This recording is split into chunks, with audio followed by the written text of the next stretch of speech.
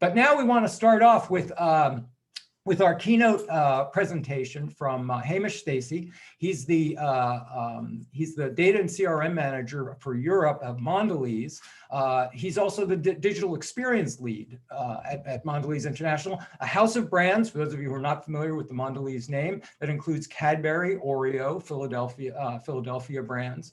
As the digital experience lead, Hamish works alongside other marketing and agency teams to create and optimize consumer journeys. He builds first-party data acquisition and activation, as well as champions the privacy compliance across Europe.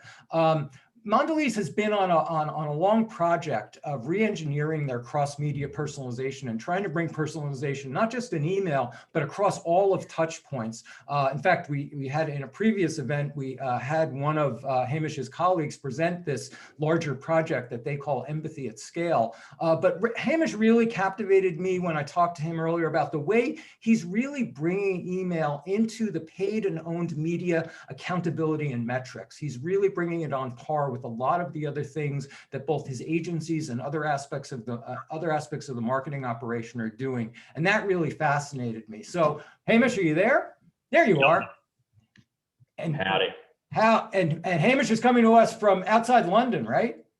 Yeah, outside London, but obviously not an English accent. Hamish, well, welcome. And I'm going to get out of your way because you've got a great story to tell. And as I said, when we spoke before, this was really fascinating about the ways in which you're integrating email into other marketing projects at Mondelēz. So take it away. Fantastic. Okay, let me know when you can see my screen and it's full screen in presentation mode. There you go. All right, fantastic. Okay, everyone. So thank you for the fantastic introduction, Steve. Today's agenda is quite simple and straightforward. We're going to talk about thinking fast and thinking slow.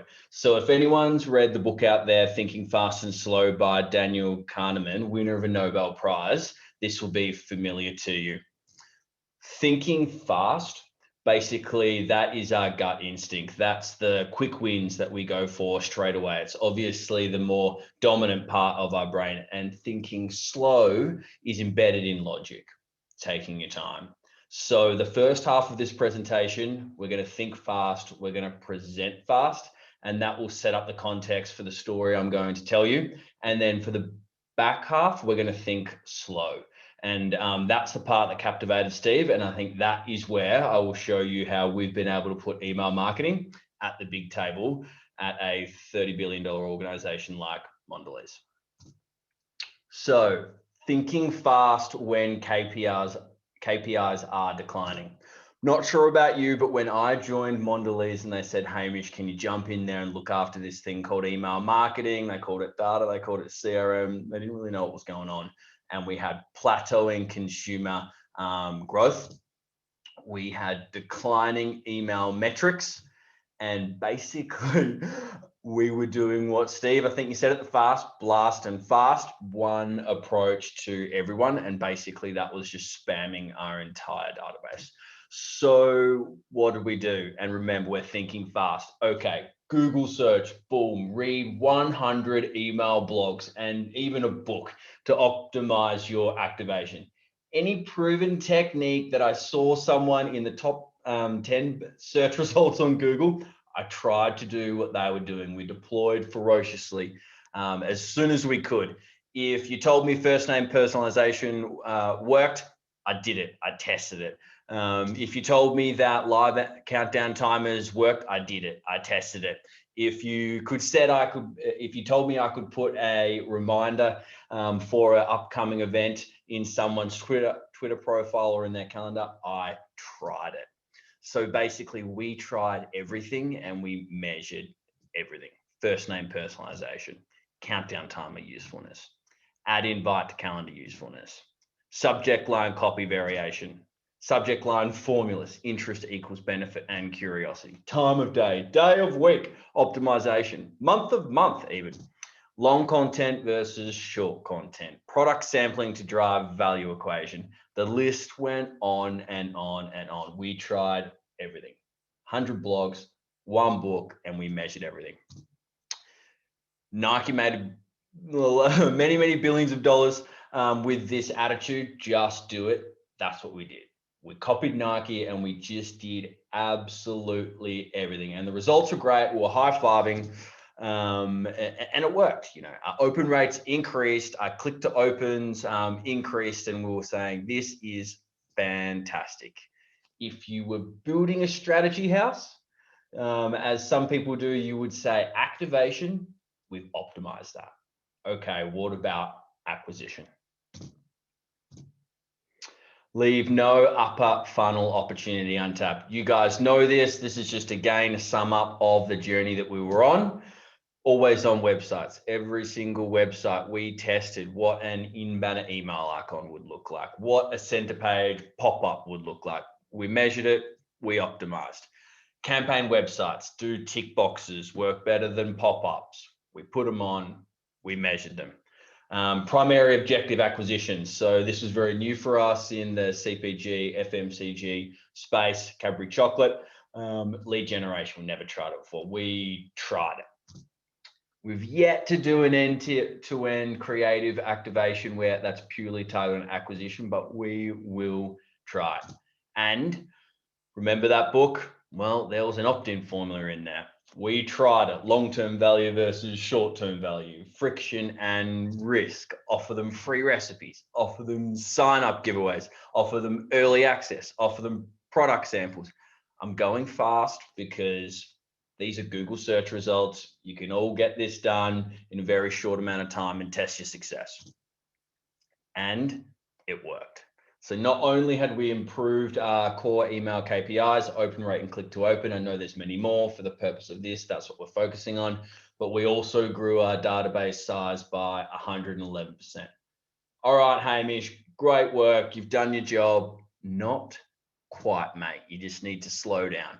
You've done activation, you've done acquisition, but you haven't got integration. You've been working in a silo. You've just been focusing on email KPIs. You've just been focusing on growing your database. What about the integration? And what I'm hearing from Steve is that silos is a big challenge for everyone out there. It's a big challenge for me as well. In a massive organization like Mondelēz that employs over 90,000 people, trying to get my little old voice heard was very difficult. So no matter what success I had, 96% open rates, email database growing by 111%, I just couldn't shake these automated responses. And let me know in the chat window if you've heard these before from other people inside your organization. Isn't email from the 90s so out of date for an innovative company like us? Who even reads emails these days, let alone branded ones? Email marketing, Hamish, that's spam. Don't talk to me about that. We don't want to spam our consumers. Okay, some of this is interesting, what you're showing me, Hamish, like, the database growth and the KPIs, I sort of understand it, but in our organization, we want to spend our paid media on awareness and reach. So if these are some of the common automated responses you're hearing from people inside your organization, just like me, that pay attention to the next 5 minutes and think about how you might be able to apply this formula inside your organization. It was time to change the narrative, right? Email spam, emails boring, emails this, emails that. It was time to change the narrative. When you've got a brand that's out of date, what do? You reposition it in the mind of consumers.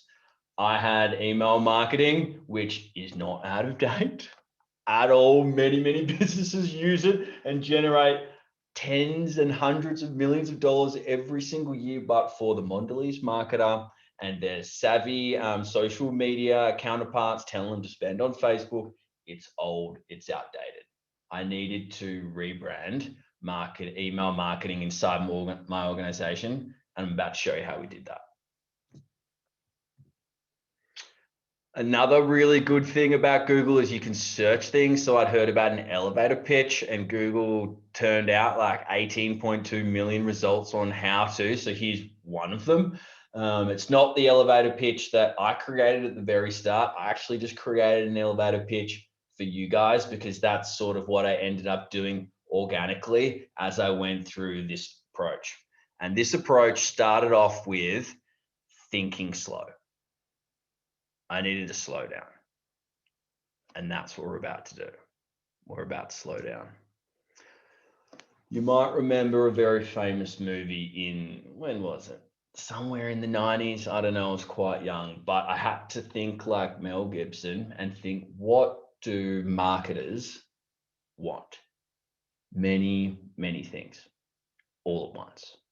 Deliver, deliver, deliver. Number one, they're obsessed with paid media metrics, reach, engagement, click through, and share of voice. Okay, great. I've got their number one obsession and I know what they're interested in. Number two, initiatives that give them a better return on investment. So I needed to find examples of better returns on investment. And number three, sales driving initiatives. So I needed to build an ambition because everyone wants to be part of creating something new, creating something flashy. So the way I originally decided to do it was, rather than, hi, I'm Hamish, I do email marketing, was, would you like to help me build Cadbury's own marketing channel? Yes, I would love to do that. So what I was doing there was I was about to start positioning email marketing as a marketing channel against a familiar structure for them, social media. And I'll show you how we did that. Social media, they're interested in share of voice. So Cadbury share of voice against its competitors. That's in a public space and it's diluted. You're never going to have 100% share of voice in an open marketplace. Second thing is reach. Third thing moving down the funnel is engagement. Fourth thing, click-through rate. So I thought slow and I thought, how can I turn email marketing into a similar funnel using similar language for them? Well, email marketing, share of voice, it's a private channel. You have 100% share of voice. You tell a marketer that they've got 100% share of voice in a media channel that they own, they start to feel pretty good about themselves. Reach, I've got reach. My reach metric is list minus deliverability. Engagement, I've got an engagement metric. I'm just going to call, that's my open rate. So I'm now going to refer to open rate as engagement. They don't know the difference. It's the same thing.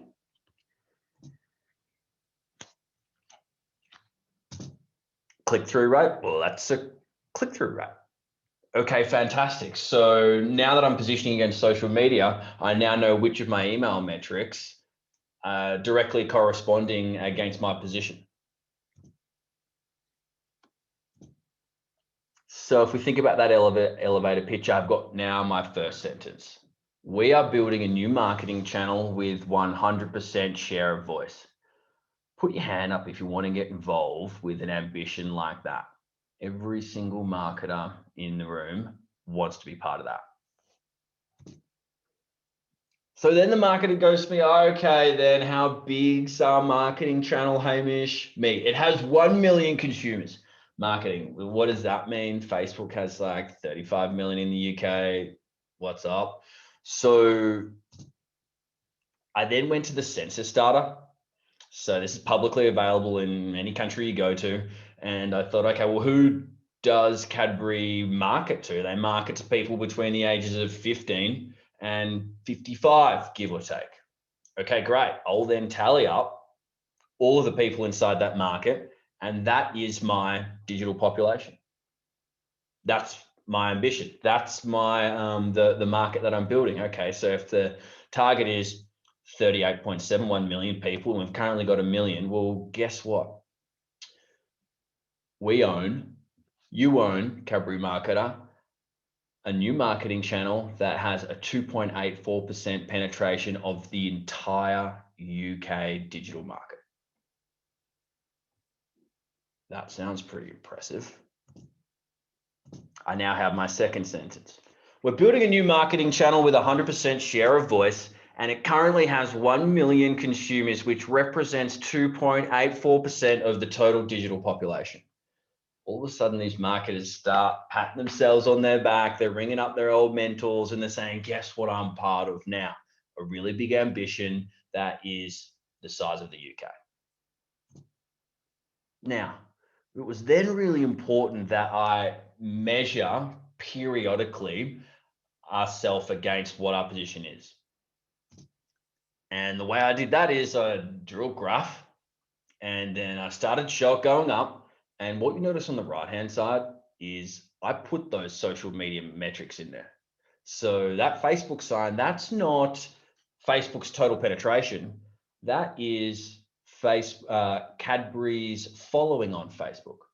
So if that was 800,000 people, when my little line got larger than that, the headline to the entire organization was, guess what? Your owned media channel is now larger than your entire Facebook following. These marketers had spent 5 years building up that Facebook following, millions of dollars. Well, overnight, Facebook changed the algorithm. And when you do organic posting on Facebook, you reach 0.1% of the people who've actually said, I want to hear from your brand, which is exactly what email marketing is. I want to hear from your brand. It's the same thing. So we're measuring against milestone number 1, Facebook. Milestones on the left. Milestone number 1, we need to beat Cadbury's Facebook followers. Milestone number 2, we're larger than Instagram and Facebook followers. Number 3, we're larger than Twitter, Insta, and FB. Number 4, pop the champagne, crack open the oysters. We're larger than YouTube, Twitter, Instagram, and Facebook. Now, this isn't larger than Facebook's platform. This is larger than the indicated response of consumers who said they want to follow us. Yet I'm trading against my position, which is Facebook and social media.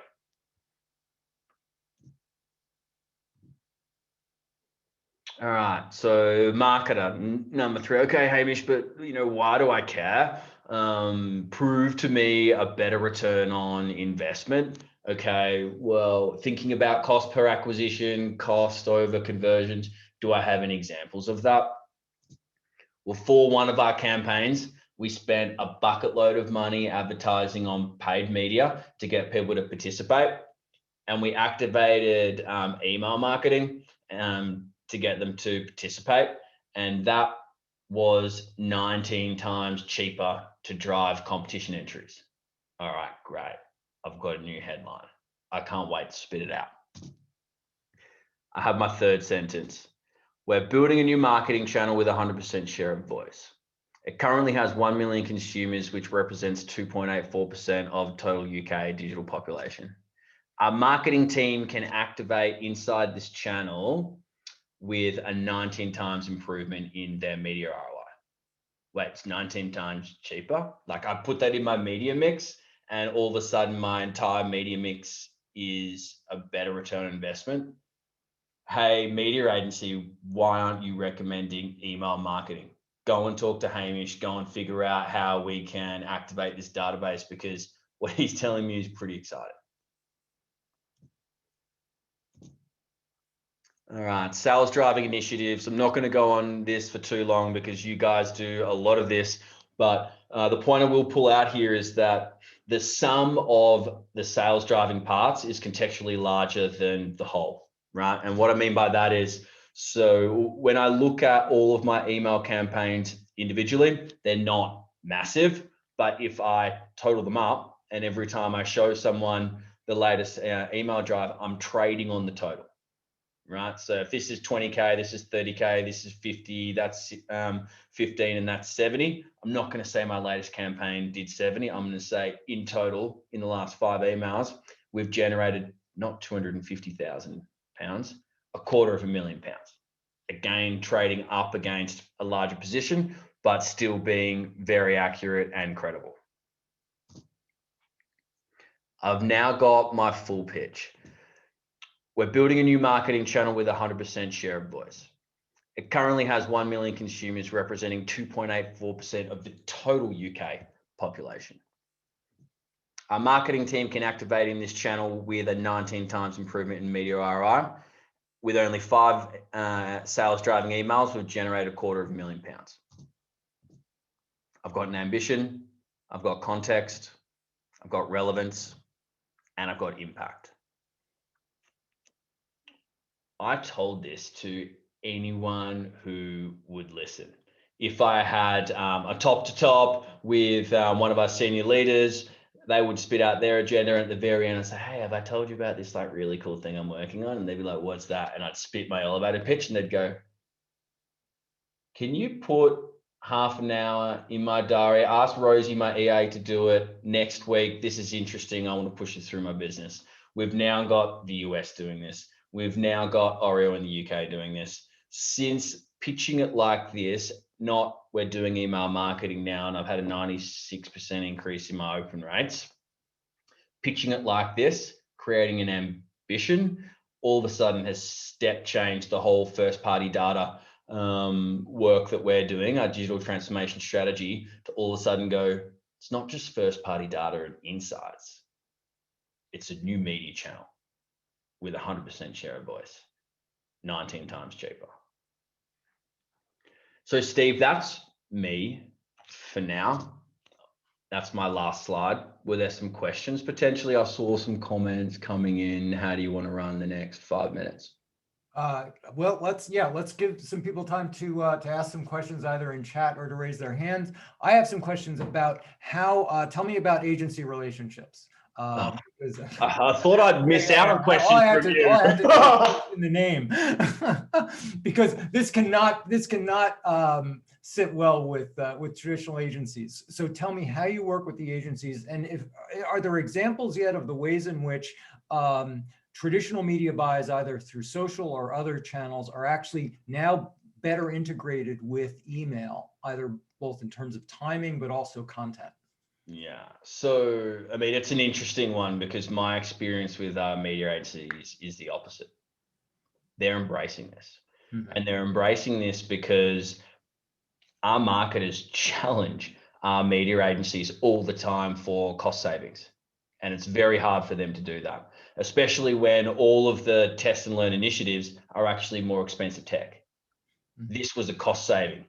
So by bringing those agencies in at the start and selling the fact that you can either stay in paid media or you can come with me and build owned media and be famous inside Mondelēz as the agency who helped create this for Mondelēz. And as soon as you have that switch, as soon as you have the buy-in, then all of a sudden they're presenting email marketing in strategically as part of an entire media mix. They won't leave it out. And if they leave it out, kick their butt. Does this also help? Tell me about the first party data harvesting strategy here. And is this allowing you in different ways to amplify or change the ways in which you're maybe recruiting other aspects of the media team, other marketing groups, to help you build that first party database? Yeah, so first party data, Mondelēz fumbled around for a long time on this, and thinking about e-commerce, there's movers that have moved more quickly ahead of us. So L'Oreal, P&G, hyper-involved products, lots of interaction, and they play a little bit wider in first-party data. For us, low involvement, chocolate products, a bit harder for us to like crack truly like how important is that for us. So I think building up what a email marketing database can do actually helped prove that we can activate this channel as a new media channel. But the first party data collection came afterwards. That was Mondelēz now have invested in a consumer data spine where we track every single movement through all of our websites. where people are coming from. And our ambition right now is to connect all of those interactions on our own media channels into consumer IDs inside the database. So then as we activate that database, we know more about these people than just this person's opened the email 4 times. We can track them through our entire path to purchase. And we're not there yet at the moment, but our ambition is to know the UK chocolate consumer better than anyone else. We'll never know the UK chocolate shopper because we're not a retail store. We're not Tesco. We're not Sainsbury's. We're not Walmart.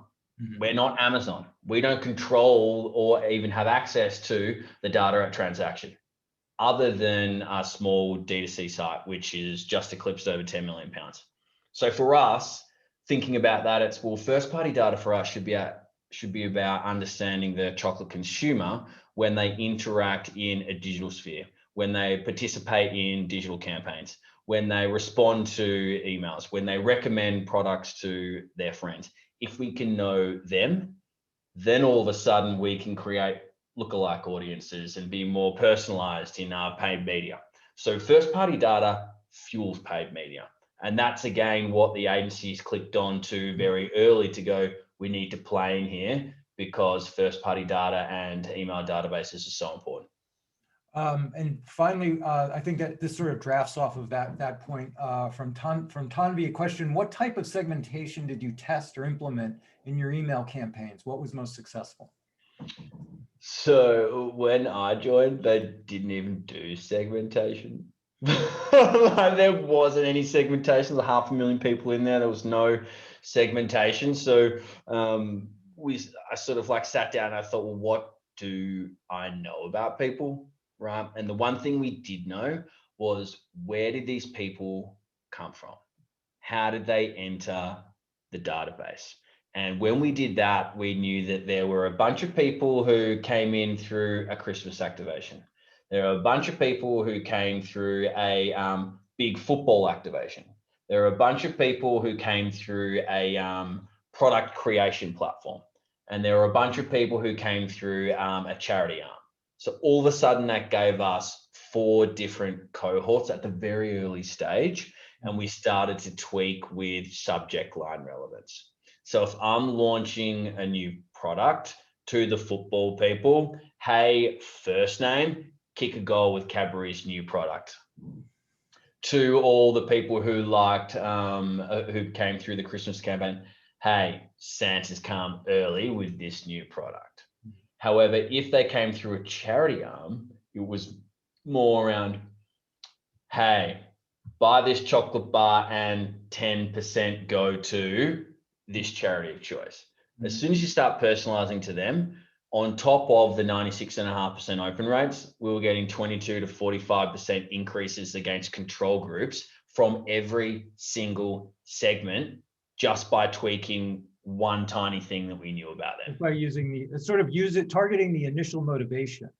Yeah, we're moving well beyond that now, because we're mapping how those people are moving through, and we've got big ambitions to build, consumer journeys across digital sites to then enrich that and create 50 segments. One really quick final question, since you're promising on the upfront this comparison to other paid media, on the back end, when you're actually measuring across channels, how are you sort of standardizing so that your email is matching, or are you yet standardizing so that your email results are somehow matchable or comparable to what people are seeing from display or search or social? Yeah, so it's important to remember the context of which Cadbury usually plays. And a lot of that is, we want people to participate in competitions, in activations with us. So I know that cost per acquisition, I'll probably usually always win there. Right. So when the media agency is preparing their post-campaign reviews, so Steve, the media metrics reporting, I say you can't present to marketing unless you put a slide in there on post-campaign analysis.